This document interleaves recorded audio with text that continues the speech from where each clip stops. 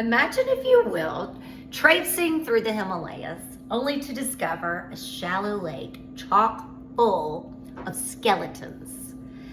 Rupkund Lake, also known as Skeleton Lake, has baffled scientists and locals for many years. Geneticists got hold of it and decided there were two death events 1,000 years apart.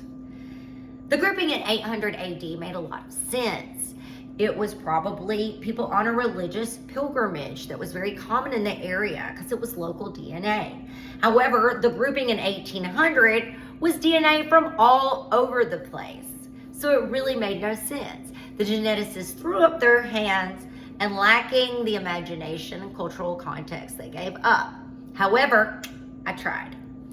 And I found, when I wasn't able to find anyone lost from Oriental societies, I did find some hikers who were lost, but bodies were recovered. However, the body of one particular man was never properly identified. His name is William Moorcroft.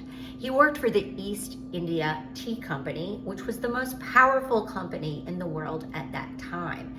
He wrote a great autobiography about why he traveled in the Himalayas and what he did.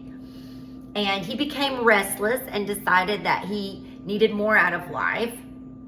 And so he mentions the word Turk a couple of times in his book relating to horses. He was a horse trader, and I believe that these people from Crete were trading Turkoman horses with him, which he mentions those horses in the book. He has a friend, Trebek, who is also along and wrote an autobiography. And Trebek mentions being too sick to identify his body. So, and then later when he went to find his grave, it was unmarked.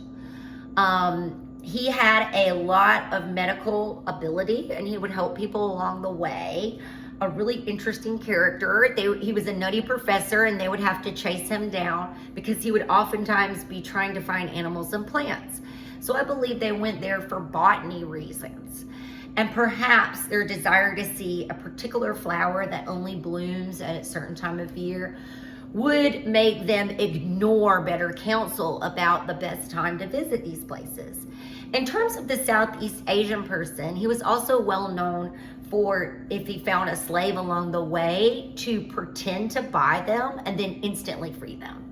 So I wrote a book about him, William Moorcroft, and the lost botanist of Skeleton Lake, if you want to know more about my theory.